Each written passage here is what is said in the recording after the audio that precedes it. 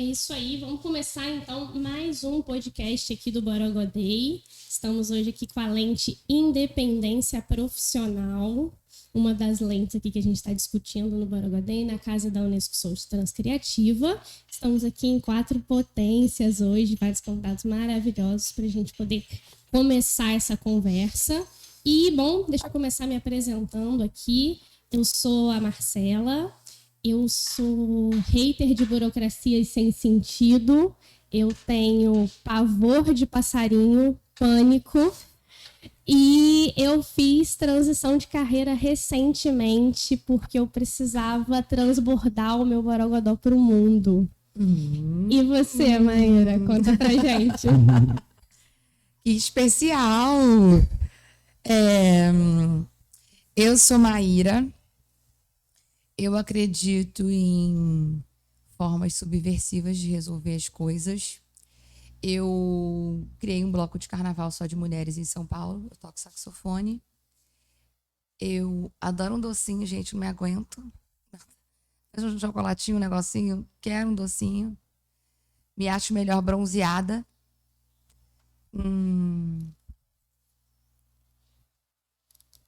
E adoro festividades brasileiras. Olha, muito bom. É isso. Acho que é isso. Wally, você, conta pra gente. Me chamo Wally e odeio azeitonas. Tenho uma certa receio de aranhas. E já tentei ser músico. Já toquei contrabaixo por 4 anos. E já desisti disso também. É sobre isso.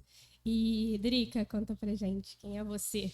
Pois bem, gente, eu sou Drica, uma paraibana, radicada na Bahia, 18 anos, muito apaixonada por essa terra, principalmente pela pluralidade, potência ancestral que ela tem. Inclusive, sou uma idealizadora de que a Bahia há de puxar mais movimentos também no nosso Brasil, até pelo histórico, pela miscigenação que nós temos de 82% de pessoas negras na nossa composição, né?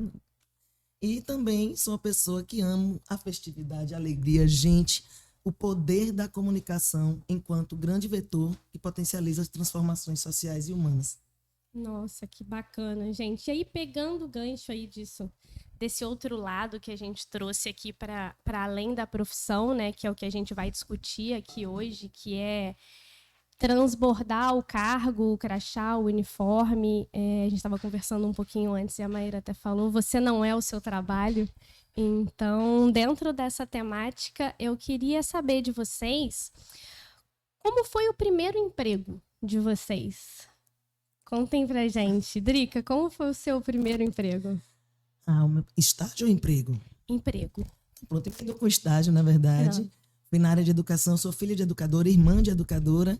Trabalhei numa faculdade em Salvador, onde meu primeiro foi estágio, depois primeiro emprego como relações públicas.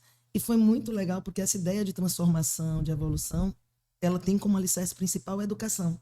Então, eu me divertia, ainda tinha uma idade próxima da galerinha lá da faculdade, e ainda não era na época onde grandes grupos tinham comprado, os grupos estrangeiros haviam comprado a educação. Então, tinha uma coisa mais intimista, sabe? De você ir para vivências junto com alunos e mergulhar.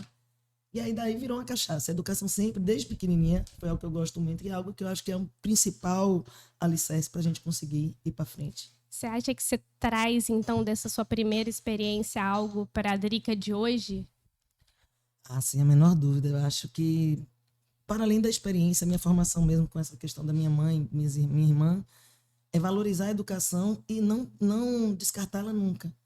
Por exemplo, no ano passado, durante a pandemia, eu tive, acho que o curso que mais me realizou na vida. Eu fui multiplicadora do Sistema B, fiz esse curso. Gente, foi denso, foi rico, foi realizador. E me deu um horizonte, ampliou muito. Tanto que aí é como a questão, eu começo a aliar os propósitos, né? O meu propósito pessoal, com o propósito onde eu trabalho, com o propósito das formações que eu escolho ter.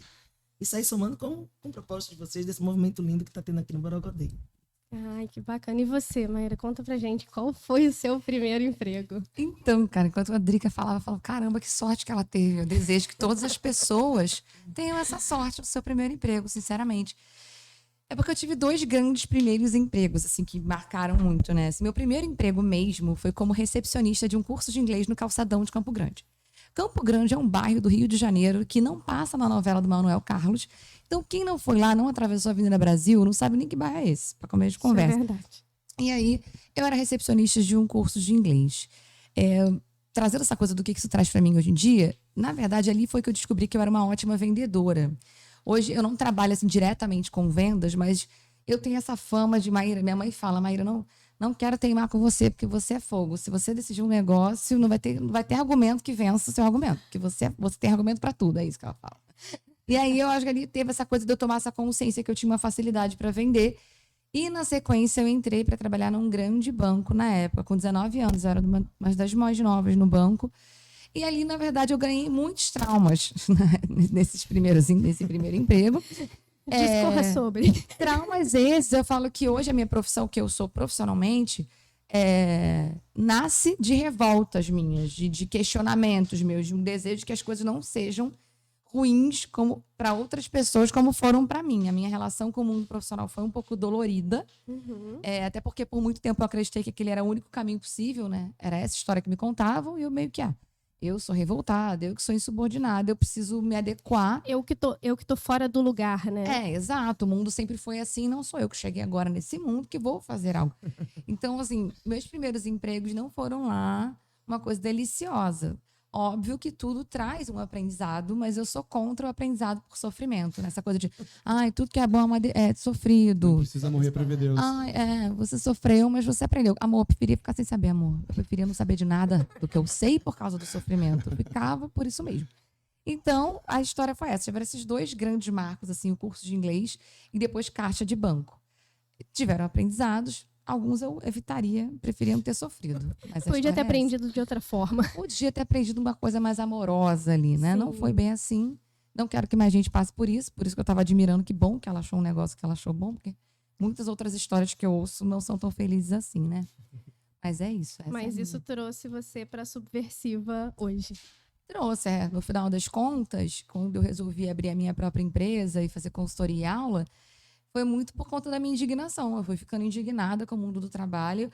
Aí eu ia falar uma coisa sobre mim, que eu troquei mais, sei lá, umas 10 vezes de empresa, numa época que se falava que se você ficasse trocando de emprego, você ia ser visto como instável. Você ia sujar a sua carteira? Eu ia sujar, nunca mais ia arrumar um emprego.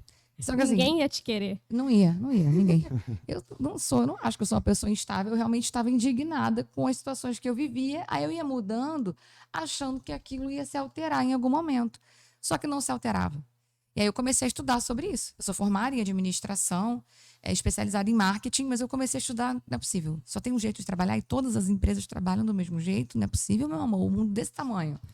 E aí eu comecei a estudar por conta desses estudos, eu cheguei a lugares e fiquei com esse desejo de levar para outras pessoas.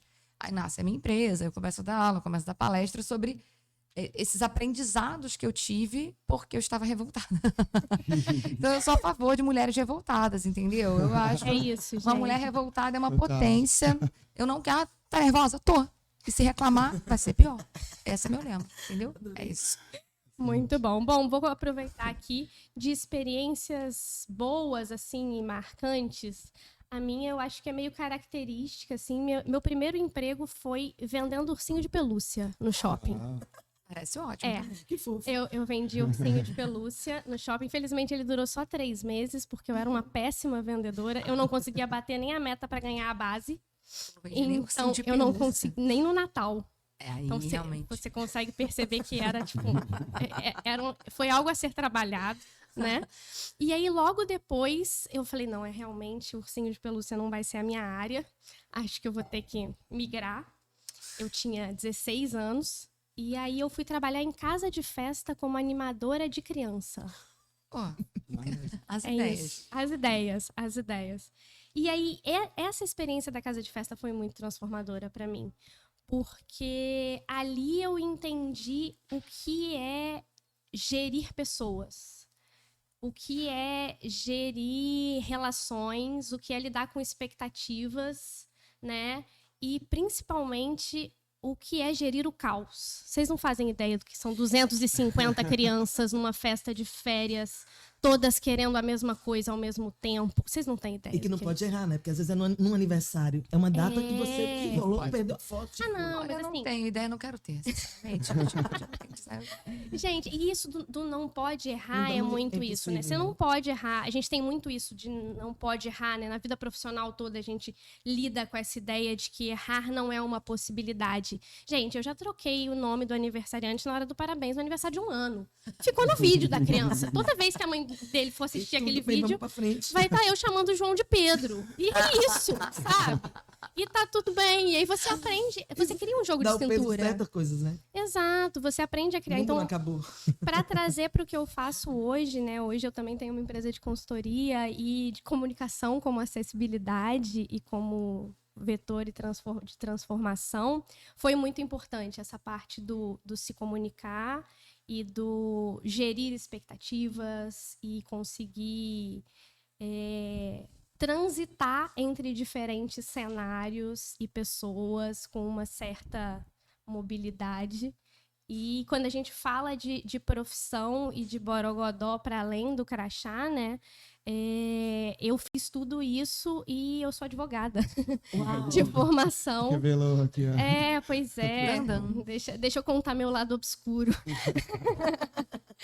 Eu sou advogada, eu trabalhei mais de 10 anos em escritório, totalmente caixinha, assim, né?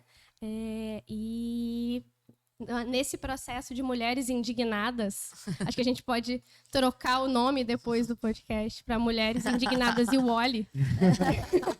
Indignado também. Indignado também. Esse processo de indignação é que eu falei, cara, não é possível. Tem que ter um espaço para transbordar a criatividade, tem que ter um espaço para solucionar problemas de formas diferentes. Não pode ser só isso, não pode existir só esse modelo. Não tem que ser dessa forma, né? Tem tantas necessidades que não são atendidas por essa forma que o mercado se estrutura. Por que a gente não pode pensar em mais? Por que a gente não pode pensar diferente disso? E aí nasce a Inova e nasce esse processo, mas ele vem muito disso, da indignação e da necessidade de trazer o diferente para a pauta. E você, olha, primeiro emprego. Falar de primeiro emprego numa história de transição de carreira é complicado, porque a gente tem vários primeiros empregos, né? Quando a gente decide abrir mão daquilo que a gente está fazendo e começar do zero. Mas meu primeiro emprego, eu lembro que eu tinha 10 anos, sei lá, eu morava com meus avós e eles tinham uma mercearia. E eu atendia no bar, né? Você quer 10 pãezinhos? A gente chama no Rio Grande do Sul de cacetinho, né? Eu ia lá, enrolava o garfinho. A minha avó vendia pastel, eu ia entregar de bicicleta na vizinhança. Meu avô, ele era pedreiro, então eu ajudava ele alcançando os tijolos. Então, assim, eu sempre tive esse valor do trabalho, assim, desde pequenininho, assim, nessa estrutura. Mas o meu primeiro emprego, no estágio, que é onde eu sou formado em biotecnologia e fiz mestrado em bioquímica na UFSC. E aí, meu primeiro Temos emprego... um crânio na mesa. Eu sou um homem da ciência, apesar de... Na verdade, eu sou produtor de vídeos, mas a minha história de transição de carreira ela é bem extensa, assim. E meu primeiro emprego, olha só que loucura. Eu trabalhava no laboratório de biotecnologia vegetal, na modificação genética do melão gaúcho, que eu como esmelo. Gente, que específico. Escuta. Eu vou te interromper um minuto. Melão Quando ele fala pra mim que eu trabalhava com biotecnologia vegetal, eu já imagino uma planta carnívora gigante saindo de controle. Tipo... Mais ou menos isso. Um melão gaúcho carnívoro. Melão gaúcho carnívoro devorador. não é? Enfim, basicamente o melão gaúcho ele tinha um hormônio chamado etileno e a gente modificava geneticamente o gene responsável pelo hormônio etileno para que ele demorasse mais tempo para maturar e chegasse mais longe e durasse mais tempo na prateleira e evitasse o desperdício. Essa era a loucura. Esse foi meu primeiro estágio, tá ligado? Meu primeiro emprego. 6 meses, 1 ano trabalhando nisso. Depois eu trabalhei com vacina para leptospirose, depois eu trabalhei com vacina para pneumonia exótica suína. E aí eu larguei tudo. E aí eu fui trabalhar de garçom, fui trabalhar de vendedor de óculos na Chili Beans. E quando eu achei que eu estava no mundo de futilidades, vendendo óculos, né? Aprendi muito com isso, né? Hoje eu vendedor, Eu fui trabalhar como educador social numa ONG, com jovens infratores que viviam em semi-liberdade numa casa. Eu era um educador social, eu era um... Tipo assim, a gente ajudava a arranjar emprego, a gente ajudava eles a ter atividades. Tipo assim, vários deles nunca tinham ido no cinema. A gente ligava pro cinema e falava, olha, eu tô com uma galera aqui, a gente não tem como pagar, tem como abrir um dia pra gente ir, ver um filme em 3D do Tartaruga Ninja. Eu lembro muito bem desse dia. Era esse tipo de rolê, assim, sabe? E caí na burocracia, foi o emprego que mais fez eu me desenvolver, assim, eu trabalhei nisso por 6 meses. Dentre as inúmeras dificuldades, foi muito engrandecedor, assim. Foi quando eu decidi voltar para a academia e fazer o mestrado, olha que loucura. Aí descobri que depois do mestrado eu falei, não é bem isso que eu quero. E hoje sou Depois do fotógrafo. mestrado, meu. Pergunta, Que mestrado Deus. em que linha? Hã? Qual das linhas? Eu trabalhava com bioquímica, eu trabalhava na área de biocombustíveis. A gente fazia... Depois de transitar tudo isso, você Eu ainda voltei. foi pro Biocombustível. mestrado. Eu botei, eu pra falei, caraca, biocombustíveis. olha... Ai, mas eu tenho essa obsessão pela educação, né? Toda hora, um mestrado, um doutorado. Eu falo, gente, já fiz MBA. Eu não vou fazer mais nada de formal enquanto eu não, tipo, sei lá, tiver uma visão, porque eu acho É que é isso. muito Enquanto não É isso. caiu uma maçã na minha cabeça e sei eu lá. descobri a gravidade de novo, eu Assim, não mestrado, eu tô do seu lado. doutorado. Eu tô com Ah, você. Tipo, do sistema B foram meses. Não Mas aí também é cada...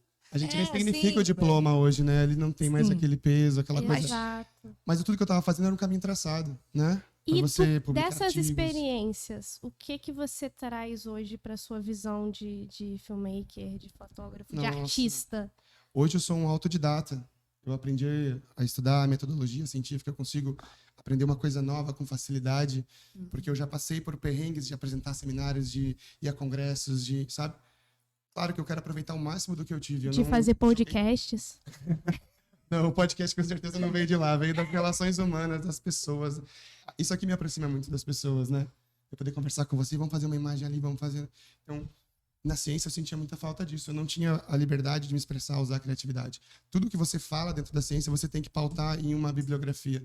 Você não pode dar uma frase, e é correto, e é justo isso, mas talvez aquilo não sirva para todo mundo. Esse era o grande questionamento, eu era a acho grande que frustração, sabe? Isso pode ser uma pauta para um outro podcast, mas eu confesso que eu tenho aqui, puxando a sardinha para comunicação, tenho críticas severas ao método de pulverização da ciência no mundo Nossa. e de aproximação da sociedade da ciência enquanto linguagem. Então, É bem mas a gente complexo. deixa esse para outro dia, Só porque para esse é complementar polêmico. isso, é tão complexo que a gente aprende o inglês instrumental. Você aprende inglês para ler artigo, você não aprende inglês para se comunicar. Já começa aí, né? Começa aí. Começa aí a exclusão de todo o resto, né? Exato. E aí, pegando essa parte que você falou do trabalho social e puxando um próximo gancho aqui para nossa roda, vamos pensar no que a gente faz hoje, né? E eu queria saber de vocês qual foi, se teve algum momento, e qual foi ele que vocês pararam e falaram, caramba, o que eu faço, do jeito que eu faço, impacta o mundo, impacta o outro. Para além dessa caixinha aqui, né, do que me rotulam, então, para além da caixinha de palestrante ou de consultora, para além da caixinha de filmmaker,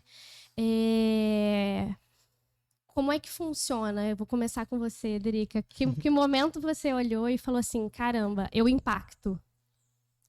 Bom, vamos lá. Como todo boa ariana, né? A pessoa já chega impactando.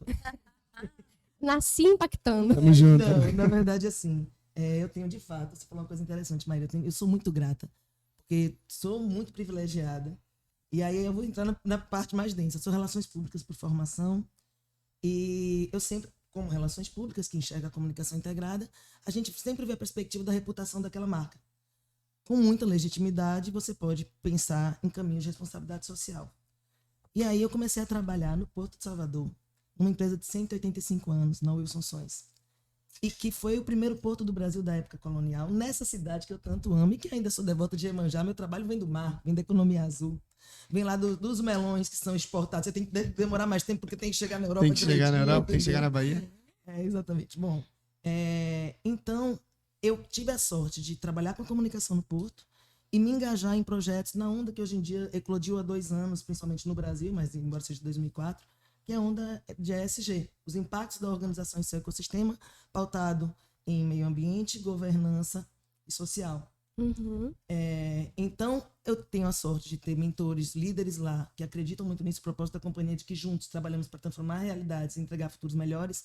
Com isso, eu posso propor e articular, junto com a equipe de lá, projetos como Soma Vantagens, que é um projeto que impulsiona a economia circular, a gente patrocina. A gente tem uma parceria com as obras sociais em Manduci, não é no assistencialismo. Você tem uma ideia das obras sociais em Manduci? A gente garante aula para 32 crianças no Centro Educacional Santo Antônio. Então, são impactos, quando eu falo aliando propósitos, quem é você na fila do pão? Cara, é somando. Soma o propósito. Que sorte realmente eu tenho de estar na Bahia, de ter entrado em uma empresa como essa e de que está com esse propósito que o mercado financeiro acordou. Gente, se é para o bem e para o mal, está rodando, está funcionando e está impactando vidas para melhor.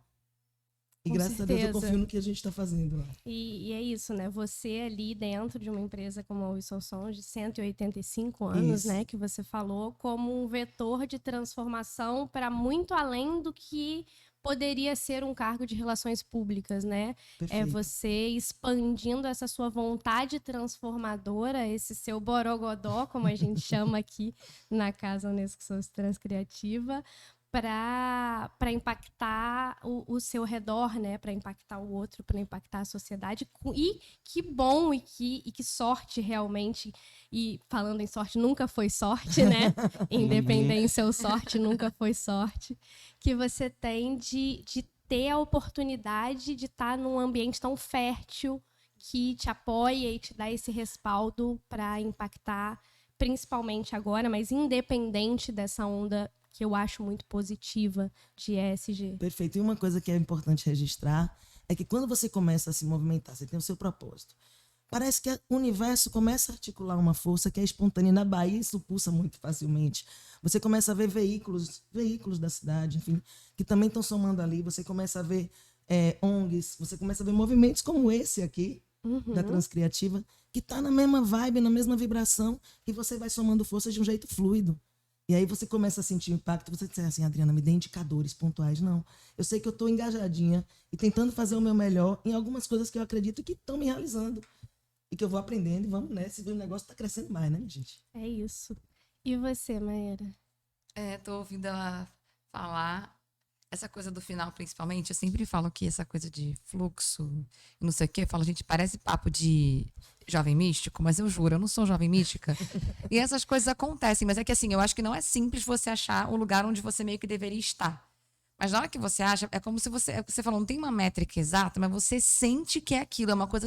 Aí entra num lugar, um campo, que é muito, não sei, só quando você encontra mesmo que você sabe, né? E é muito curioso, porque é real, porque tudo fica mais fácil mesmo. Depois que eu. As coisas vão acontecendo Depois que eu quase que entendi naturalmente, muito, né? Eu fico brincando. Assim que eu fiz essa última grande transição de carreira, eu falava, gente, eu arrumei um emprego de ser eu.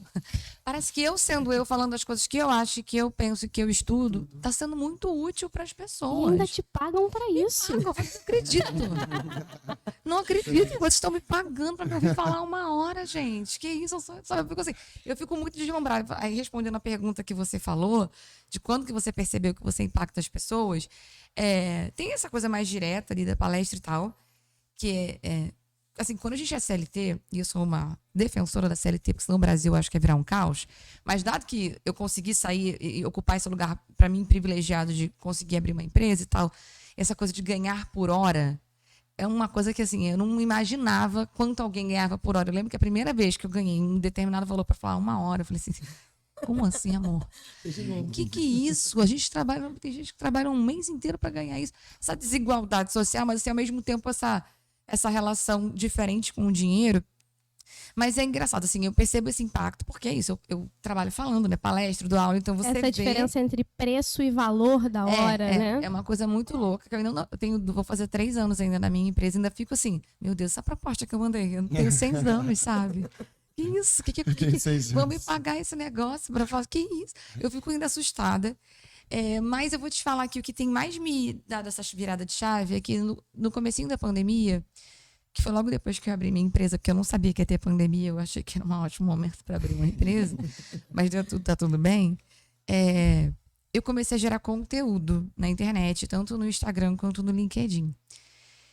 E porque eu pensei, gente, estamos aqui todo mundo trancado dentro de casa. Não conheço ninguém nessa vida. Se eu não jogo no mundo, sei lá, para alguém Acabei de abrir uma empresa. Exato. Então... Porque, assim, como é que alguém vai descobrir meu talento, né? Se eu não botar assim nas redes sociais. E eu comecei a gerar esse conteúdo, só que aí é que eu acho que a coisa mais bonita aconteceu e vem acontecendo, que você começa a gerar conteúdo e as pessoas vão chegando. Assim, tem muitas polêmicas nas redes sociais, mas uma coisa muito bonita que você constrói é a comunidade. Eu sou um povo, eu tenho quase 10 mil seguidores no Instagram e 12, 13 no LinkedIn. Nas redes sociais isso parece pouco, mas você vê se você bota 10 mil pessoas aqui, é muita gente, sabe? E são pessoas que estão ali me dando like, falando No que é LinkedIn, isso. inclusive. Menina, não só no LinkedIn, eu fui. O LinkedIn, ele criou um programa de aceleração de criadores no Brasil e eu fui uma das 100 pessoas aceleradas pelo LinkedIn para falar sobre trabalho no LinkedIn. E eu morria de medo de postar e ser cancelada, né? Porque eu sou o tipo de gente que critica pessoas como Elon Musk, que vai defender a semana de Quero te 4 seguir pra onde? dias, que vai defender semana de 4 dias, que vai defender determinadas, né, que quer reduzir burnout, que tal você reduzir as metas da sua empresa, porque não adianta ficar pagando Tal você palestra, repensar, né? porque assim, não adianta ficar pagando palestra motivacional depois. Então eu nunca imaginei que eu ia ser escolhida, porque eu ficava imaginando que isso era polêmica demais para o LinkedIn bancar. E bancar financeiramente, inclusive, né? Então, isso é que eu comecei a ver que eu estava impactando. Primeiro que, assim, as redes sociais, as pessoas me seguindo. E aí eu lancei um curso meu. Falei, bom, eu vendo para as empresas, eu dou uma adaptada. Eu quero criar um negócio meu, quem quiser que compre. E teve gente comprando e pagando, sei lá. Isso para mim é que mostrou o impacto. Esse público querendo te ouvir para além do corporativo, Exato, né? querendo As me pessoas ouvir, querendo... querendo conviver comigo, querendo ser meu amigo. Eu tive em Belém do Pará para o Sírio de Nazaré. Uma seguidora foi me encontrar lá e me deu um presente. Eu me senti a Xuxa. Eu me senti a Xuxa, eu fico até arrepiada. Eu fiquei, cara, a mulher vai me encontrar. Que momento. Enfim, aí foi isso. E aí, por último, agora tem esse reconhecimento mais formal de ter sido escolhida como criadora do LinkedIn. E também entrei para um programa de criadores agora de um banco grande, que também teve um processo, 9.000 pessoas, aí foram só 300 que passaram. Aí tinha uma segunda etapa que eu só 50 eu fui, eu nem entendi nada. Então, assim, aí eu fui, bom, Borogodó. acho que eu tenho um troço Tem alguma relevante. coisa acontecendo aí. Eu falando o que eu falo. Tem uma amiga minha que, quando eu comecei a gerar conteúdo, eu ficava assim, mais uma pessoa criando conteúdo. Todo mundo já falou tudo, né? Eu falo isso. E aí tem uma amiga minha que fala uma frase ótima, que eu amo, que daí tem a ver com o Borogodó, que é: todo mundo já falou tudo, menos do jeito que você falaria. E eu vejo que tá no jeito que a gente fala as coisas, porque isso, eu até tô com uma teoria nova, que é uma coisa nova no mundo, mas muitas coisas eu tô falando coisas que já foram ditas. E aí eu percebi que tinha um impacto, tinha um negócio ali, e é muito bonito de ver. Uma hora você é doida, você fala, você é só uma pessoa só é doida. Você começa a juntar um povo, já tem que aturar a gente, que já tem gente demais, já é maluquice, entendeu? Com certeza. Wally, e você? Quando que você teve essa virada de chave de dizer o que eu faço impacta, a minha arte impacta? Nossa, depois desses discursos das meninas aqui, fica tão difícil, né? Depois a gente trouxe Eu a Xuxa das palestras pra mesa. Eu ganhei presente, gente, mexe, estou falando sério. Gente, me siga no Instagram aqui, cara. no @. Tá passando aqui embaixo. Quem quiser me encontrar num dos lugares pra me dar presente, eu aceito. Tô na Bahia ainda, dá tempo. Eu tô num processo de me abrir para criação de conteúdo, de vivenciar isso um pouco mais, de apostar em mim, no meu trabalho. Porque assim, quando a gente faz esse monte de transição de carreira que eu falei, no começo, como eu falei no começo, eu queria ser músico. E aí, esse meio tempo em que eu vivi esse monte de empregos, eu tentei ser músico em paralelo. Eu tocava em 3 bandas, o dinheiro não dava. Eu falava, meu Deus do céu. Aí, quando eu fui pra Floripa, eu falei, não quero mais saber de banda. E aí, aquilo extravasou de outra forma. Quando você tapa o buraco de um lado, a água sai do outro. Falei, a fotografia apareceu. Aí eu falei, bom, é isso. Vou terminar o mestrado para poder ser fotógrafo em paz agora. E no começo eu era idealista, cheio de propósito. Eu fazia fotografia de rua, eu fotografava os pescadores lá de Floripa, numa tentativa de preservar a cultura que está morrendo. Todo aquele lance da fotografia preto e branco, aquela coisa artística, mas aquilo não me dava um centavo, né? E a gente não é planta e não vive de luz, né? Mas estava cheio de propósito ali, estava cheio de amor pela arte e aquilo era a fonte que eu bebia para acreditar e um dia, né, poder impactar as pessoas, né, que eu acho que é o objetivo. E no caminho eu me perdi. Quando eu comecei a de fato ser fotógrafo, eu falei, dá para ganhar dinheiro aí. Foi o que você falou. Olha lá, um valorzinho, uau, por hora, quanto é fotógrafo por hora? Tá. Quanto você vai me pagar para fotografar seu gato? Oi?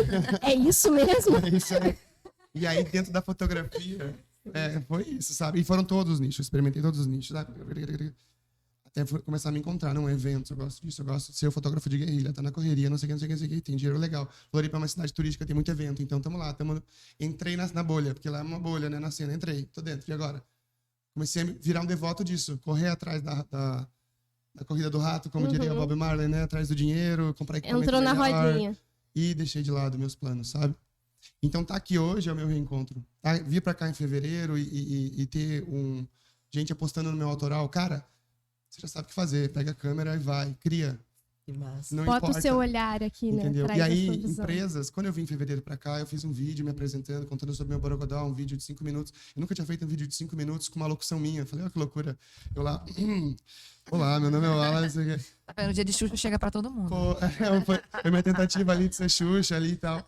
E aí, pô, uma empresa, uma menina que tava aqui, passando um mês, eu tinha uma empresa, pô, ela viu, falou, tem um evento da minha empresa em São Paulo, vamos lá, entendeu? A pessoa quer esse olhar. Eu falei, puta, alguém tá querendo esse olhar. Não é aquele cara low profile que todo mundo faz a mesma coisa igual, que vai disputar preço no mercado. Não, tem você de videomaker, eu vou achar o outro que cobra R$100 também. Tipo assim... De agora eu novo, quero esse cara aqui. sobre valor, não é sobre preço. É sobre né? valor, É eu tô sobre o que aprendendo. você entrega para além disso. E tá aqui, além de todas essas conexões, essa vivência incrível, é apostar no meu trabalho. É o mês mais movimentado em Florianópolis de trabalho. Eu tô aqui, eu vou ficar aqui até dia 21. Sobre Apostou. isso. É isso, é uma aposta e que é o all-in, né? É o all-in. Tem uma é o hora que all-in. a gente precisa, a gente chega nessa parte do tudo ou nada e vai pro tudo ou nada e as coisas... seria muito romantismo falar assim, não, vai pro all-in que vai dar certo. Tipo, não, você vai pro all-in sabendo que você pode perder também, mas que faz parte do processo e que isso é mais um aprendizado na trajetória para você seguir e se encontrar. E não ficar preso no IC, né? Eu falo muito sobre isso do IC. Tem umas Exato. coisas que eu aposto, tipo, quando eu não tinha muita condição de já ficar apostando, eu também me entreguei ao capitalismo e fiz alguma coisa. Hoje em dia eu escolho pequenas partes da minha agenda e algumas partes do meu dinheiro para apostar numas coisas que eu acho que são importantes para mim. Porque se eu me perder no meio do caminho, eu já me conheço. É isso, investimento em Eu si, já né? me conheço. É investimento do que eu acho que deveria ser, no que eu acredito. Se eu quero pautar futuro, eu vou ficar esperando alguém me dizer o que vai acontecer no futuro ou eu vou pautar o futuro? E aí, para eu pautar, eu vou ter que botar uma energia, um tempo, dinheiro, disposição, um dinheiro, tempo que seja. no futuro que eu queria que acontecesse. Porque senão, no Exato. futuro não é assim, O né? universo Do não nada. responde quando a gente se movimenta. né? A isso. gente pega a realidade que a gente tem e trabalha ela para ela ser o que a gente quer, né? Exato. Não fico esperando Então- alguém me contar como é que vai ser. Até porque a gente já conversou isso mais cedo. Se a gente for esperar para que as outras pessoas façam o futuro, dificilmente ele vai ser o que a gente gostaria, né? Ele vai ser uma repetição do que a gente já vê hoje e que a gente já sabe que não funciona. O motivo aí do Mulheres Inconformadas. Revoltadas. E aí, gente, para já a gente ir se encaminhando para finalizar, eu queria que vocês refletissem aqui comigo, com a gente, como que vocês veem essa questão do borogodó versus a profissão, né? Vocês conseguem enxergar essa possibilidade de você exercer o seu borogodó na profissão e para além dela? Acha que dá para ter uma profissão e exercer o borogodó de outro lado, né? Exercer essa sua característica única e que te diferencia de tudo. E por que trazer isso para dentro da profissão, né? Por que vocês que estão aqui resolveram trazer o borogodó para dentro desse espaço do trabalho? De onde veio esse impulso? Bom,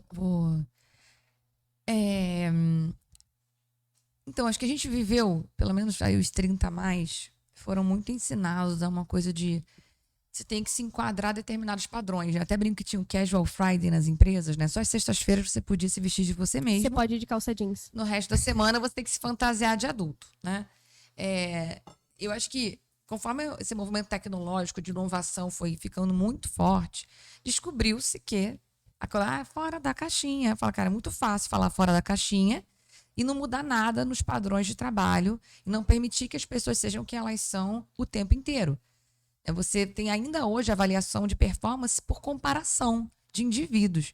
Eu acho isso super perigoso. Como é que você compara uma pessoa com a outra? As pessoas são quem são e a diversidade e a inovação, ela nasce de cada um ser quem é. Então, eu trago para o meu trabalho nessa perspectiva. Quando eu proponho novas maneiras de trabalhar, quando eu questiono os padrões de trabalho, eu vou trazer isso. O conceito de vencer mudou muito. Eu fui ensinada que vencer era arrumar um emprego, ganhar, sei lá, 10 mil reais, casar, ter filho, não sei o quê. Isso é vencer dos outros. Assim. Meu vencer não tem nada a ver com isso. Exatamente. E então, como eu tenho essa autoridade para falar do mercado de trabalho, do mundo do trabalho, eu dou essa pitada de borogodó aí, e como eu sou saxofonista em blocos de carnaval e eu ganho dinheiro pra tocar, né? Eu não pensava que eu ia ser artista. Nunca passou pela minha cabeça. Isso aí é assim. Se alguém me falasse, não, daqui a 10 anos você vai tocar saxofone, vai fazer show no MASP, numa banda só de mulher, eu falo, de onde saiu essa ideia? Eu não sei, isso foi uma coisa completamente nova, assim, remunerada pra tocar saxofone. Só que eu vejo que isso motiva e impulsiona outras pessoas. Porque a história que contam pra gente é que a gente só pode ser uma coisa. Hoje o trabalho ocupa muito espaço, né? Eu falo, são 7 dias na semana, 5 dias de trabalho. 24 horas, 8 horas de trabalho. Então você vai criando uma identidade muito fixada no trabalho. Uhum. E aí quando eu falo, não, mas eu também sou saxofonista, eu também toco, eu vejo que isso gera um movimento das pessoas terem que... caramba, ela é uma palestrante, ela fala de trabalho e ela não precisa não ser alguma outra coisa, né? Eu falo, você vai Ela me não encontrar precisa viver o trabalho 24 horas por dia, né? e ter uma fantasia de trabalho. Eu falo, se você sair no carnaval, você vai me ver de body, pelada, cheia de glitter, tocando um saxofone. Então, assim, vai acontecer. Eu não vou deixar de fazer uma coisa, não desqualifica a outra. Então, eu acho que o meu borogodó tá em não somente questionar isso, como viver isso, assim, para que outras mulheres, especialmente, se sintam inspiradas e encorajadas. Eu sei que não é tão comum, eu sei que ainda assim pode ter empresa que olhe meio torto, mas é como se alguém precisa começar essa história toda, entendeu? Alguém precisa fortalecer isso. Então, para mim, o meu Precisa abrir borogodó... esses espaços, né? Exato. Meu borogodó tá em misturar essa parte mais artística com o trabalho e tá com esse questionamento, essa busca de deixa as pessoas ser quem elas são, porque é sendo quem são que elas vão entregar alguma coisa realmente de útil. Como engajar pessoas? Aí ficam tentando 1000 técnicas, né? A melhor técnica de engajamento de pessoas é elas poderem ser quem elas são no ambiente de trabalho e compreenderem o que elas estão fazendo ali. E é assim que se engaja pessoas. E parece que as empresas têm essa dificuldade. Não podando as asas, né, das pessoas. Não falando, você tem que ser dentro. assim, a trilha de crescimento só tem uma, se você quiser isso, se não quiser, não tem outra.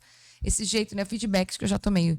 Eu sou um pouco contra determinados tipos de feedback. Porque tem muito feedback que pede pra pessoa ser quem ela não é. Eu falei, isso não é feedback. Em vez de a gente valorizar o que todo mundo... Eu falo, tem muitos saberes. Todo mundo tem muitos saberes. Uhum. Pega os saberes que estão disponíveis e usa aquilo. Aí não, você vai falar, não, você sabe muita coisa, mas você podia melhorar, não sei o quê. Eu sou contra. Então, o borogodó tá em defender a individualidade. Pra mim parece meio óbvio, mas assim, não é, né? Porque eu tenho que ficar falando esse troço. O óbvio não existe. Não, óbvio, não existe. É defender essa individualidade e defender que a gente é mais de uma coisa assim, que a gente vai ficar transitando e mudando.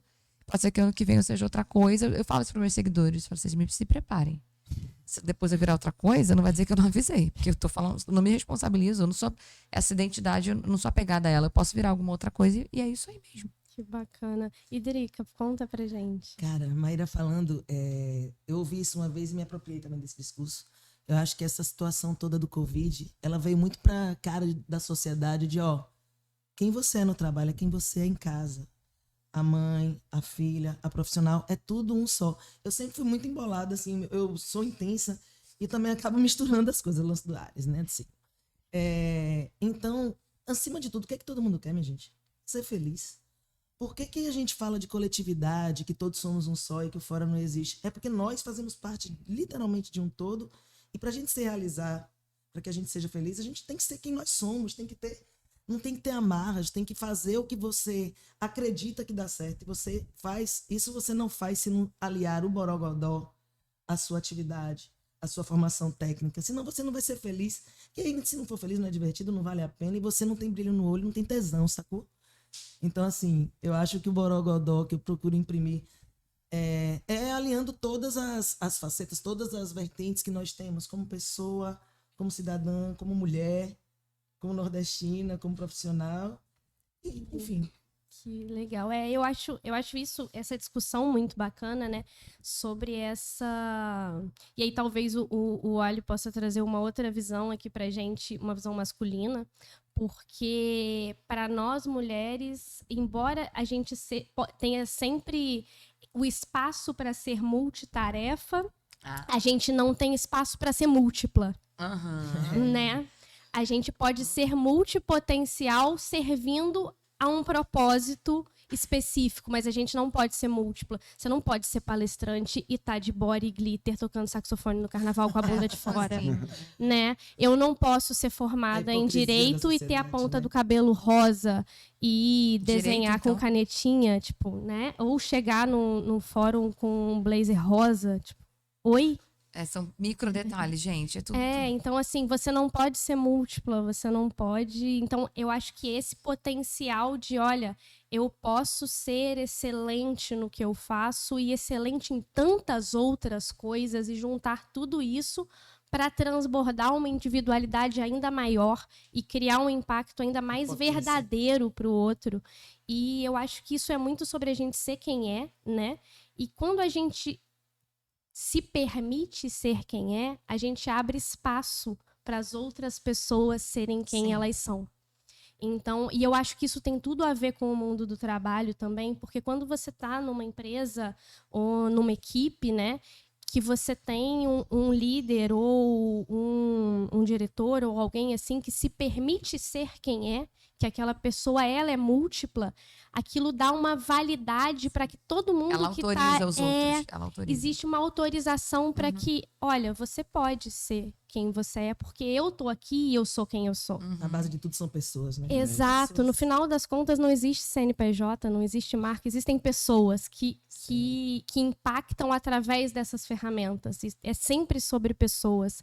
E aí eu queria só rapidinho, olha, conta pra gente se tem essa visão também enquanto homem, né, dessa dificuldade de ser múltiplo, porque para mim é muito natural isso, né? O cara ele pode ser excelente profissional e tá de camisa de futebol, todo suado, indo ver o jogo, que tá tudo bem. E, né? E se você tiver bêbada com as suas amigas no bar, vocês vão falar, mas eu não vou contratar ela, né? Eu não sei, não Como tem é para você?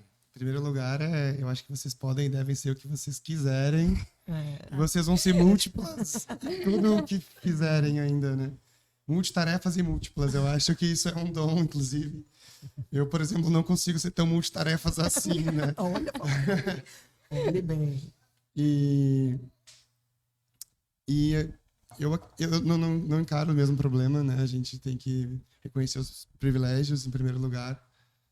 E acredito nisso, assim. Eu acho que uma pessoa bem resolvida com a sua profissão e todos os aspectos que rodeiam, ela não vai incomodar ninguém, né? Gente feliz não enche o saco. Não enche o saco. Eu acho que essa é a mensagem que eu tenho em homens. E aí eu não limito ao gênero, né? Homens e mulheres felizes com o que fazem, e se permitindo e podendo, não sendo julgados por aquilo que fazem. Essas pessoas, com certeza, vão ser mais felizes, vão servir de exemplo para que outras pessoas também façam o mesmo e sejam. E a felicidade transborde. É o que todo mundo quer. Gente. É isso. Então, eu acho que a gente vai ficando por aqui com essa mensagem, né, de que a ideia é transbordar o seu borogodó para além do seu cargo, para além da sua função, para além da sua formação, e que você pode estar sempre mudando 1, 2, 10 vezes até se encontrar. Não existe mais essa história de uma felicidade só, um caminho só, um propósito só. O importante é você estar valorizando quem você é, o que você tem de borogodó e trazendo isso, se possível, e sempre é possível, porque é também imprimir a sua marca, né? O trabalho ele é uma forma social da gente imprimir a nossa marca no mundo, é da gente trazer um pouco da gente para o outro. E isso pode ser em qualquer trabalho, por mais que você considere o seu trabalho mais humilde ou não tão impactante, é a sua forma de fazer o que você faz que faz ele ser diferente, seja ele o trabalho que for. E aí eu acho que essa fica a mensagem do nosso podcast de hoje. Obrigada, gente. Obrigada por vocês estarem aqui. Viu? Valeu. Foi ótimo. Foi ótimo. Beijo.